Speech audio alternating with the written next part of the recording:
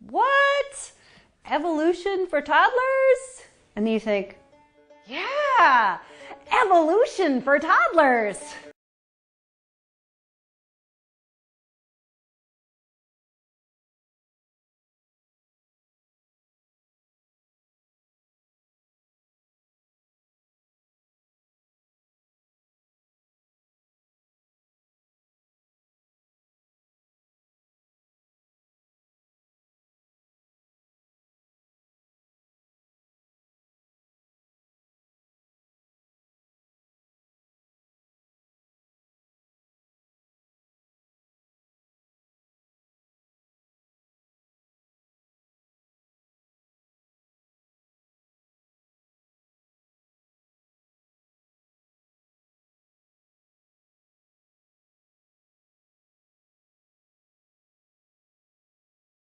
Well, hello. I'm really excited to say that we're approaching $20,000 with our Kickstarter. It would mean a lot to me if you would back this book. Approaching $20,000. What?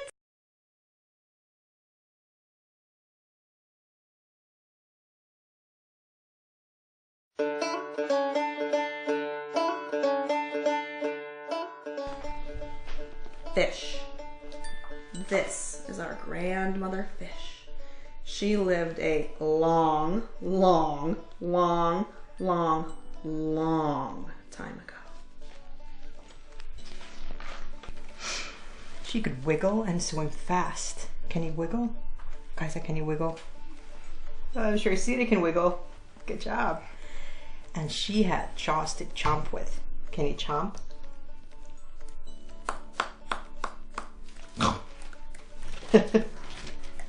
The scientific method must be observable and repeatable. So could you give me one piece of observable evidence for Darwinian evolution? Okay, I would point to, as one great example is look at the genetics of the stickleback. What's that? So stickleback fish are a very interesting collection of species that were recently isolated after the end of the Ice Age. What did they become? They're various species of sticklebacks. They stayed as fish. Well, of course. What? Okay, there's grandmother fish, cousin shark, cousin ray-finned fish, grandmother reptile. Grandmother fish had many kinds of grandchildren. They could wiggle and chomp. Can you find our grandmother reptile? Right here. Yeah.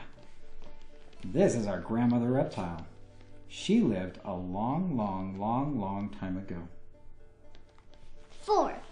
4, 1, 2, 3. You're right. She could crawl across the ground. Can you crawl?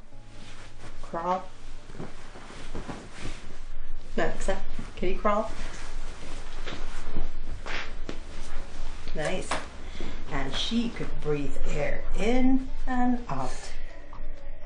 In and out. And in and out. Nice. Grandmother reptile also had many kinds of grandchildren. They could wiggle and chomp and crawl and breathe. There's reptile. Can you find our grandmother mammal? Which one of these would be a mammal? Mammal. What kind of a mammal is that? A tree mammal. A tree mammal? Maybe.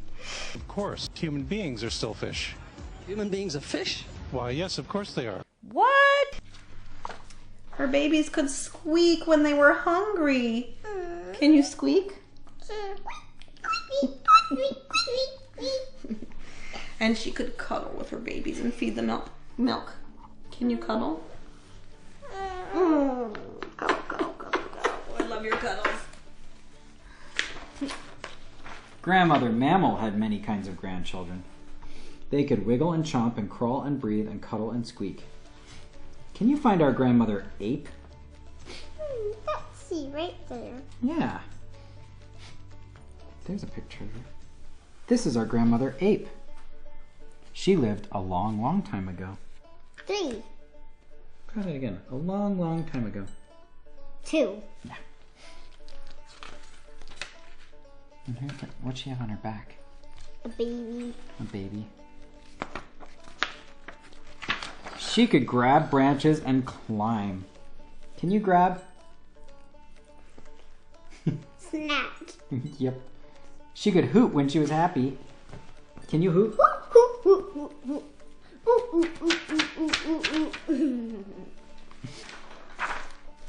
Grandmother ape had many kinds of grandchildren. They could wiggle and chomp and crawl and breathe and cuddle and squeak and grab and hoot. Really? That's a grandchildren?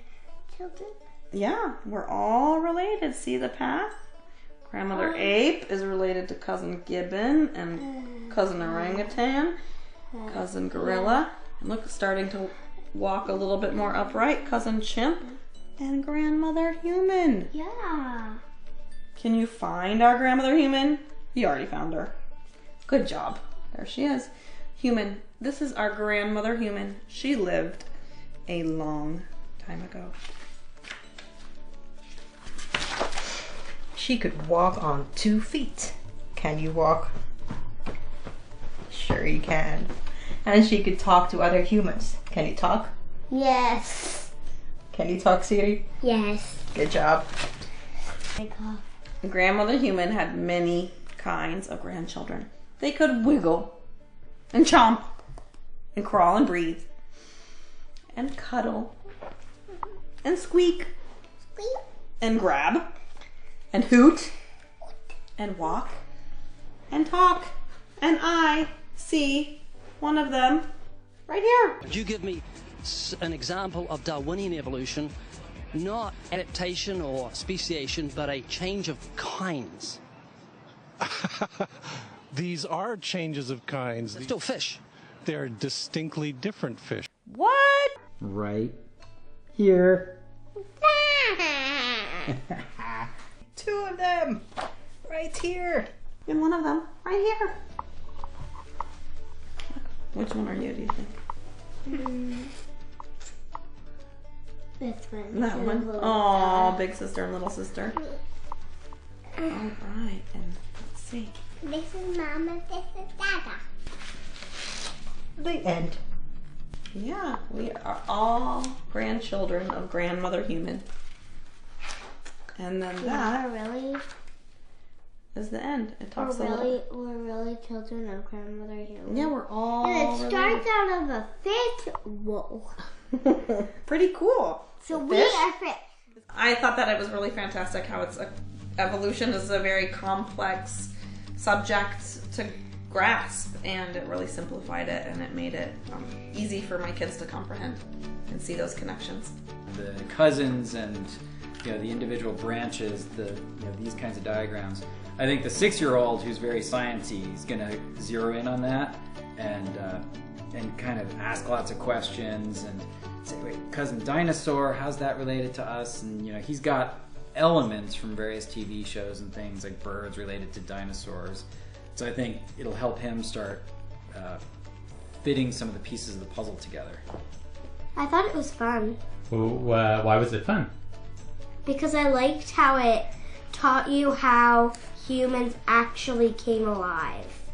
And how did they actually come alive? Well, they started out as animals, and then they eventually became a monkey and then a human.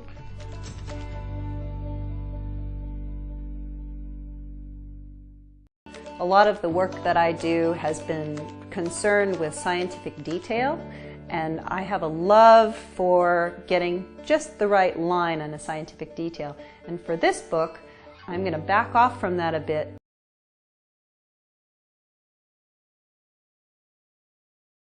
and look for not only the right details, but to look for the shape of the bigger truth.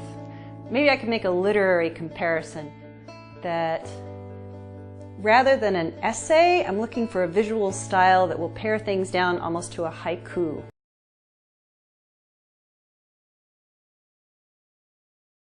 Is a lively interaction of shapes and forms that really get at the emotional essence of those critters. Grandmother fish, grandmother ape, grandmother human, so that there's a real emotion in the very form and shape.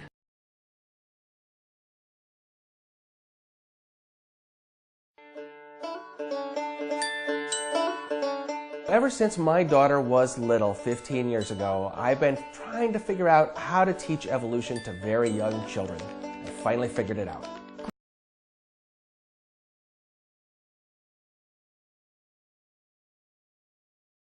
And condenses it down to the very marrow of the issue. Just the idea that you would tell the story of evolution in a way that would be simple enough for a 2-year-old or 3-year-old to really grab onto is thrilling. When Darwin came up with his theory of evolution, he knew that people were going to hate the idea that humans were descended from animals. In fact, 150 years later, plenty of people still hate that idea. My dad used to tell me creation stories from all around the world, but this is the creation story that stuck with me the longest and has really changed the way I look at the world, because now I see that all living beings and, all the animals around the world are really interconnected. Creationists have their own origin story, and they've got plenty of books about Adam and Eve that they can give to their toddlers. We need the same thing.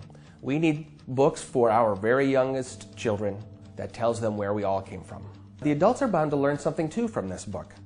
The kids section takes up 2/3 of the pages, but the rest is filled with good, hard science for the adults, something to help them give a scientific context to the fun story that their kids are learning.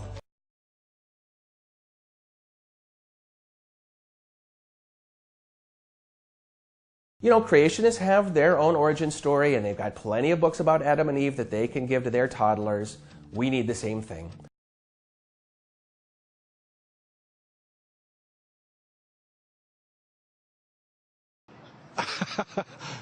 Is there an idea more radical in the history of the human race than turning your children over to total strangers who you know nothing about, and having those strangers work on your child's mind out of your sight for a period of 12 years?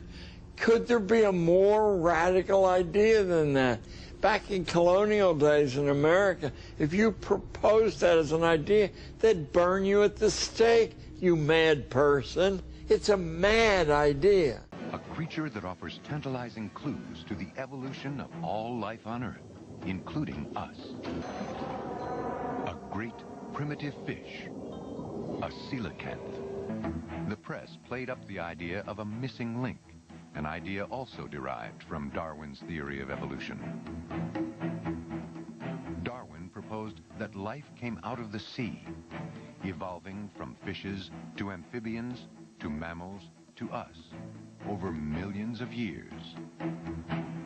Was the coelacanth a missing link, that interim step from water to land?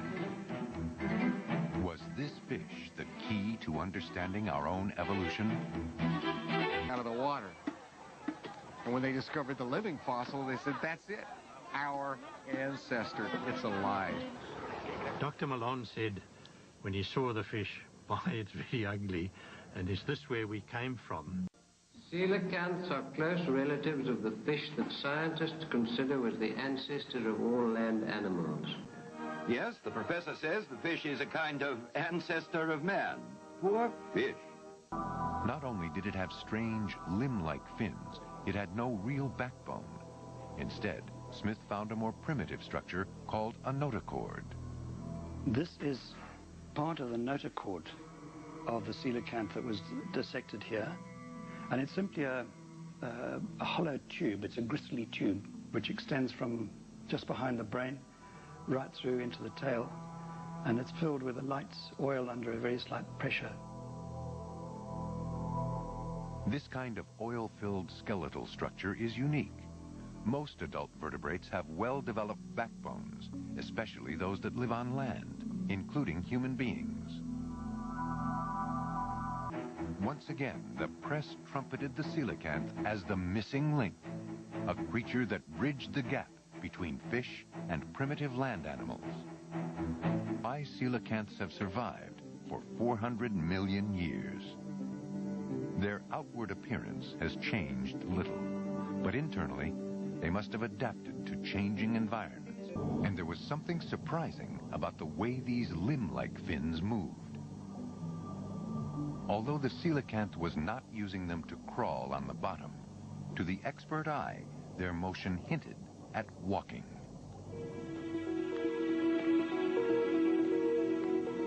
Walking like we do. That placed it in that evolutionary line towards higher vertebrates. If the coelacanth swims like a land animal walks, does that too suggest it's our closest living relative among the fishes? To this day, the evidence is inconclusive. Until recently, most researchers put coelacanths nearest to tetrapods on an evolutionary tree. But now, a group known as lungfish is thought to be an even closer ancestor, based on new DNA evidence. We may never know for certain which group of fishes contains our closest living relative. I first saw the coelacanth probably in about 1956, the original mounted specimen in the East London Museum. To me, it was this fantastic creature from the past, which gave us a window into the past and made us kind of realize life began in the sea.